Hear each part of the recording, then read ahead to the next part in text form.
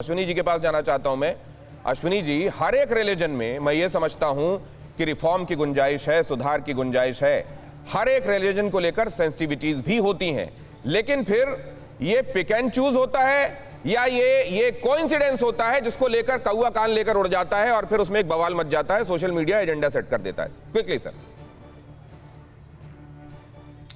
दीपक जी, दिनेश जी, दिनेश जी भी नहीं, दिनेश जी, दिनेश गौतम नाम है। हाँ, हाथ कंगन, जी जी जी, हाथ कंगन को आरसी क्या।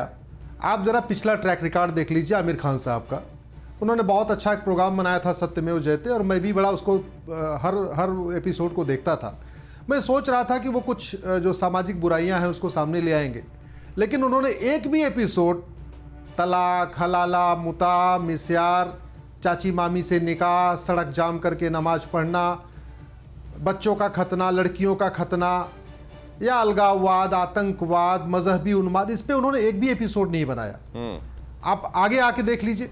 स्वाभाविक सी बात है, जब नमाज शुरू हुई तो लाउड स्पीकर नहीं बना था। नमाज शुरू हुई 6वीं शताब्दी में, लाउड स्पीकर 200 साल पहले बना जी। तो इसका भी कुछ कनेक्शन हो सकता है, या बाकी और भी चीजें हैं। तो मैं तो उनको जब तक अभी तक देखा, उनके जितने भी ऐड आए, या कुछ एक एनजीओ है वो कहता है जी दिवाली आ गई, वो शादी विवाह में घोड़े का इस्तेमाल मत करो, शादी विवाह में हाथी का इस्तेमाल मत करो। मतलब घोड़ा काटो, गाय काटो, बैल काटो, सांड काटो, काट काट के खा जाओ, वो मंजूर है, लेकिन शादी में घोड़े के ऊपर दूल्हा ना बैठे। तो ये जब चीजें आ रही हैं, तो इस जमाने में सोशल मीडिया अपने आप में स्वतंत्र रूप से चलता है। युवाओं की अपनी एक अलग सोच है। तो जैसे लोगों को लगता है कि कुछ रिएक्शन हो रहा है, तो कहते हैं ना क्रिया की प्रतिक्रिया। ये जो सोशल मीडिया में उबाल आया पड़ा है, ये उसी क्रिया की प्रतिक्रिया है। क्योंकि अभी तक आमिर खान साहब का मुझे, चलिए अब आपने जो बातें कही वो कितनी, कभी उन्होंने न्यूट्रल बेस पे नहीं किया। ठीक है, आप जो बातें कह रहे हैं वो कितनी न्यूट्रल लग रही हैं तस्लीम रहमानी को, वो जानने की कोशिश करते हैं। तस्लीम रहमानी, देखिए, यहाँ पर एक सीरियल शुरू हुआ था, एक चैनल शुरू हुआ था जिंदगी के नाम से, और उसमें तुर्की के और पाकिस्तान के सीरियल दिखाए जाते थे डब करके यहाँ, और वो उर्दू लैंग्वेज में और उस कल्चर को दिखाते थे। 10 महीने चला, उसकी टीआरपी अचानक बहुत बढ़ गई, लोगों ने पसंद किया। 10 महीने चला और वो जी का ही था, और वो उसको 10 महीने बंद कर दिया गया। इसका सीधा मतलब ये है कि जिस सभ्यता को यहाँ पर लोग पसंद करते हैं, एक हिंदुत्ववादी ग्रुप उस सभ्यता को पनपने नहीं देना चाहता है, इसलिए एक लफ्ज़ रिवाज से भी उसको खतरा पैदा हो जाता है।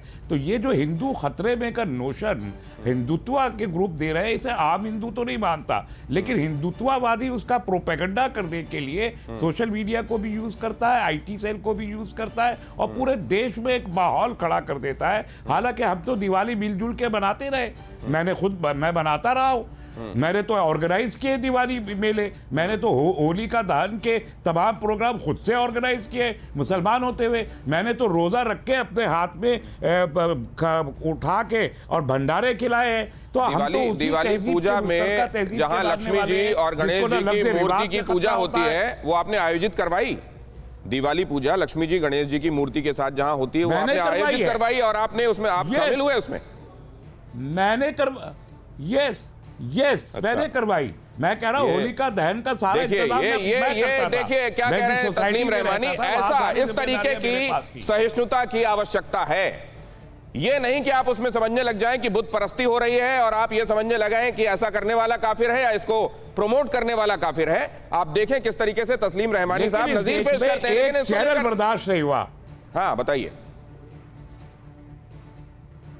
क्या बर्दाश्त नहीं हुआ? कर रहा हूं, एक चैनल बर्दाश्त नहीं हुआ और एक लफ्ज रिवाज मैंने जिंदगी चैनल जो शुरू हुआ था वो बर्दाश्त नहीं हुआ, एक लफ्ज रिवाज बर्दाश्त नहीं हो रहा।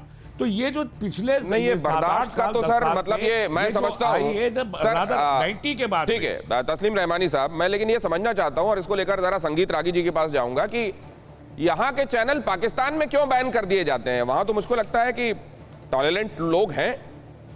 संगीत रागी जी,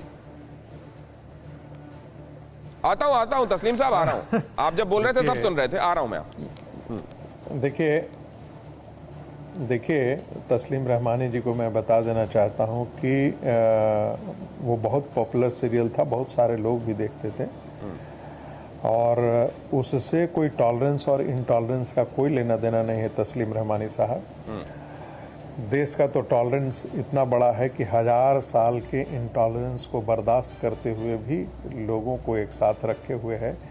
यही हिंदुत्व की ताकत है जिसे आप रोज गरियाते हैं।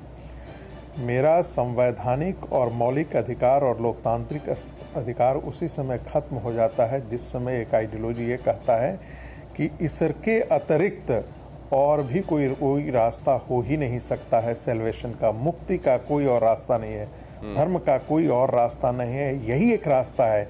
यह एक इंटॉलरेंट सोसाइटी को जन्म देती है, एक इंटॉलरेंट। और हिंदुइज्म ने कभी नहीं ऐसा कहा 32 करोड़ देवी देवता ऐसे ही नहीं आ गए। सवाल लाते हैं आमिर खान को लेकर के। जब प्रसिद्ध पेंटर के बारे में बात की जाती थी तो उनसे भी यही सवाल किया जाता था कि आप माँ दुर्गा की नग्न प्रतिमा बना देते हैं, माँ लक्ष्मी की नग्न प्रतिमा बना देते हैं, आप क्या प्रोफेट की पत्नी फातिमा जी को लेकर के भी ऐसे ही कर देंगे? क्या प्रोफेट के बारे में एक कार्टून बनता है तो आप बंगाल की सड़कों पर और लखनऊ की सड़कों पर आप दंगे कर देते हैं? और न्यूज़ टॉप 9 रोज सुबह 7 बजे और शाम 7 बजे सिर्फ TV9 भारतवर्ष पर।